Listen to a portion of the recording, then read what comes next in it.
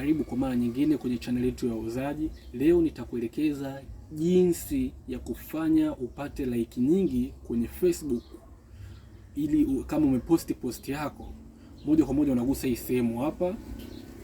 Baada ya hapo unagusa kwenye profile yako. Baada ya hapo unaangalia posti zote, mfano posti hii hapa.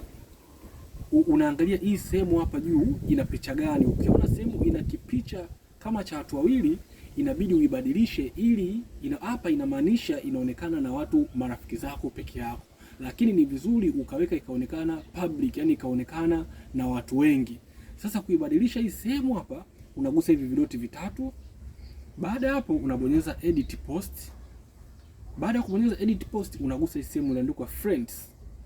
Wewe unabadilisha hapo, unaweka public. Kwa hiyo inamaanisha itaonwa na watu wengi, alafu unabonyeza kurudi nyuma, utaona imebadilika imekuwa public. Baada hapo utabonyeza neno save. Kwa hiyo hapo itaweza kuona na watu wengi, utaona hapo itabadilika.